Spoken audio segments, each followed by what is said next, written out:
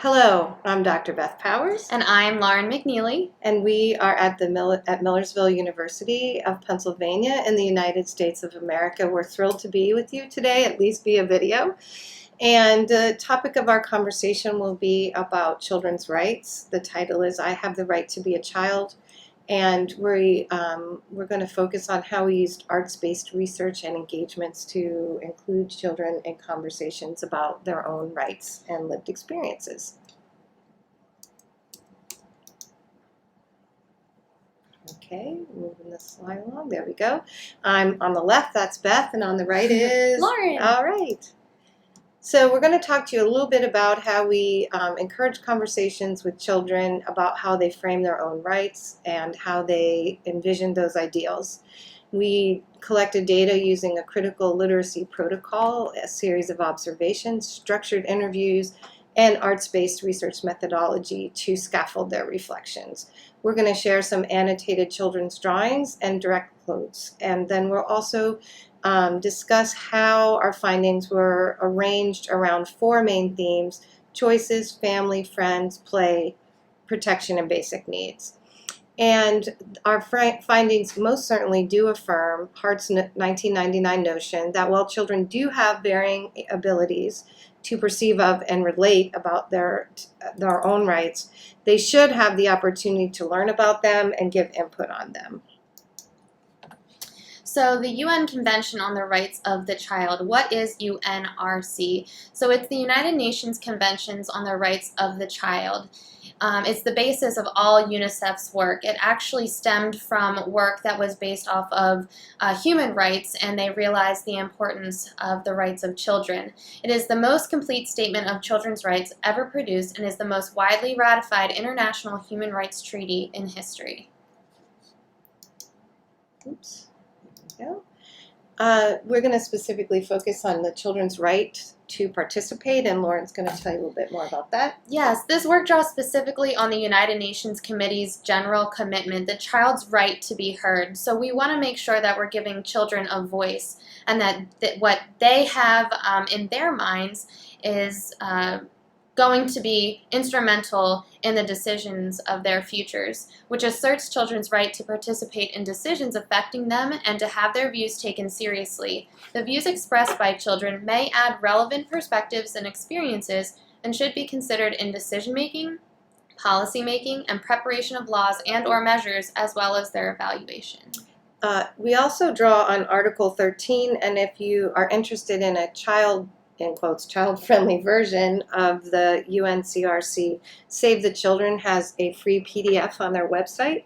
Article 13, according to the Save the Children's kid-friendly version, says that you have the right to find out things and say what you think through making art, which is very important, of course, speaking and writing, unless it breaks the rights of others. So we're looking at Articles 12 and 13 in particular, but we also were interested in children's views about all of their rights in general.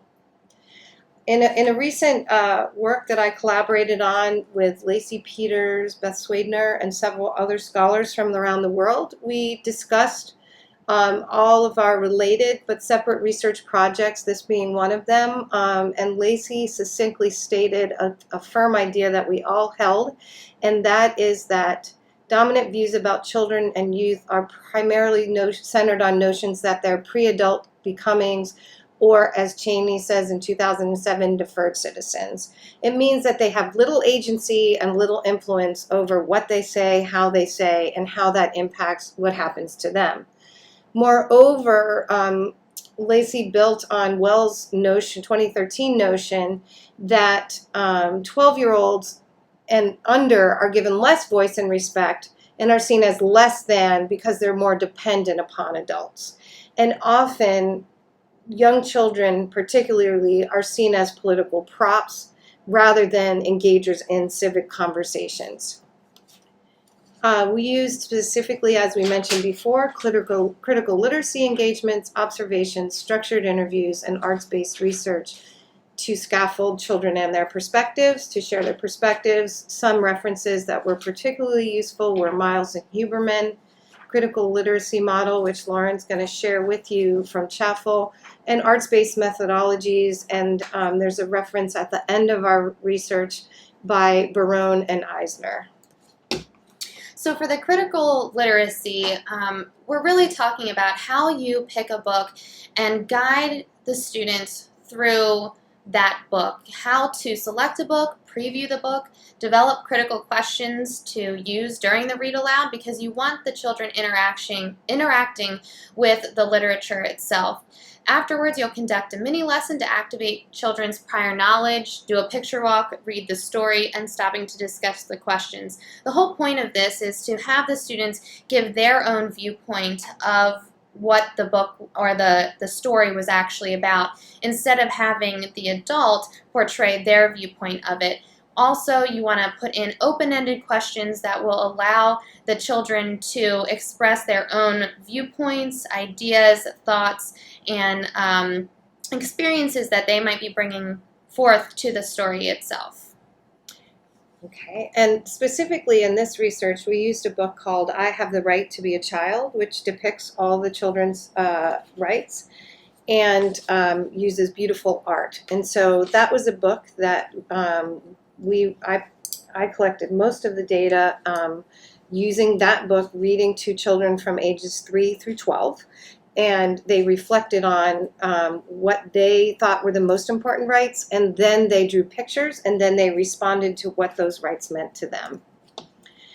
Our findings did, as we said before, affirm the notion that children do have the ability and the capability and the right to engage in conversations about those things that impact them.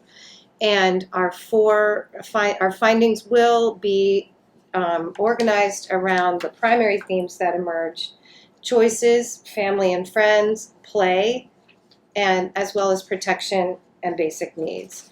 In the following slides, Lauren will articulate what's in the slide, in the picture. We're going to show you some pictures of what the children's work was, and then I'll add some theoretical and practical implications after each slide is described. All right, so this slide picture was drawn by a young student by the age of 4, and it's called This Is Human. The idea behind this was quite interesting, because the child basically said all the rights were important, so that they drew, this is a whole human and all the rights are important. So this actually has 2 depictions here. The one on the left is by a student who's age 9, and it says parents have the right to protect their kids for safety. And I thought it was interesting, there was another picture on the right-hand side drawn by a 4.5-year-old. This is actually depicting play, and how playing with their parents can have a direct influence on how they feel. And actually, the child's right to protection and the child's right to play and recreation are both included in the UNCRC. All right, this is done by a student age 11, and it says, I think children should be able to choose which religion to believe in, because they should be able to believe in what they think is right. It's pretty profound. This particular child is interesting. She is of a Mormon background, and her family comes from a very different geographic region in the United States, and religion is a very central part of their world, and it's very important to this child and also their family. But she also was really supportive of all people's right to choose which religion they would like, which really informs the idea that children have the right to have their own opinions and to belong to groups that feel right to them. So that's also one of the articles about the right to membership.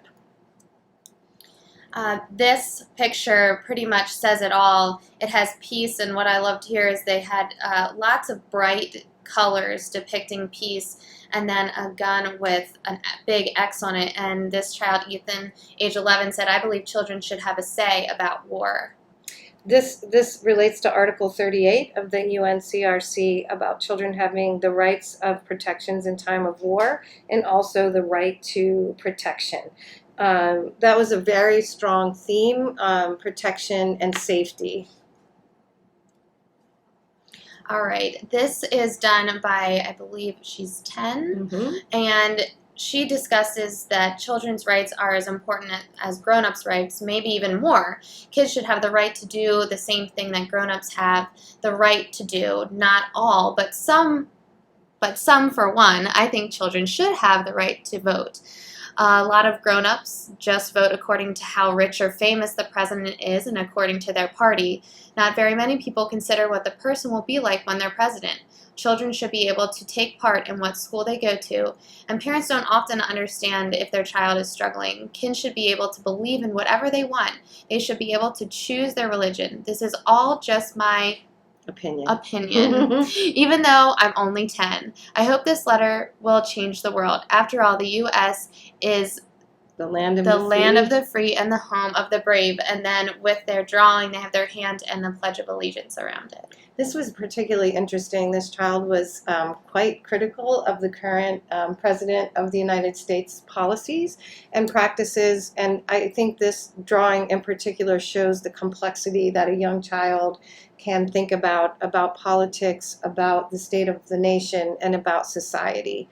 And so it really reveals that regardless if a child was 4 or 10, that there is some complexity and some depth of thought that often children aren't given the credibility to have. All right, and then we have this one, I believe, is by the same it artist, Alana. She says, I think children should have the right to vote. I think this because some grown-ups vote for some people based on their party or how much money they have. Maybe if kids vote, the presidents that get elected will be trustworthy and change our world. After all, the U.S. is the land of the free. So this had a little more of a drawing inside of it. Mm-hmm. So it's interesting to note that she wanted to do 2 drawings. Both of them were related, but when she saw the other children, one being her brother, writing about war, she got very interested in creating a second drawing. And this is Kate, age 8, and this is her expressing where she would like to go to school. So again, reflecting back on the rights of participation and membership. So there's several implications and recommendations of this study. One is that we need additional study, but we did find that obviously children do have the right to participate. Children can and should be included in conversations pertaining to their lives and their rights. And including children may require giving them multiple opportunities and ways to participate. Arts-based research and arts-based engagements are some of the primary way that all children can participate. And in our reference list, there are quite a few references that relate to children's participation, the ethics of child participation, because that is something we do need to protect vulnerable populations, but we also can't use that as an excuse to not include their voices. There are also some references into authors that write about ways to include children, like literacy through photography, critical literacy, and other arts-based research and teaching methodologies. I'm going to give it over to Lauren. Right there. Additional research, theory, and practice elements are needed to inform our work, and adults need to remember that children deserve to participate and need to find ways to give them opportunities to do so. And finally, we need more art and artistic engagements. We want the kids to be able to express themselves in ways that they feel freeing as well as safe. And in order for them to do that, we have to give them the opportunities. So I think this kind of marries what we've been talking about the whole time. Yeah, and I think just giving the context of sending this presentation to you from the United States, the only country that hasn't ratified this UNCRC and also is limiting arts in many educational settings. We just would love to hear back from those of you around the globe who are engaging in similar work. We're interested in collaboration, and we're interested in learning more about examples where this can and does work in all settings. If you'd like to get in touch with us, my email address is Beth, BETH.POWERS@millersville.edu, and Lauren's email address is? It is lmcneely5915@gmail.com, and it's also on the first page of the slides, just in case forget. We will share those slides with you via email. If you'd like to get in touch with us, again, you can email me at beth.powers@millersville, MILLERSVILLE.edu, and we would love to hear from you. All the best.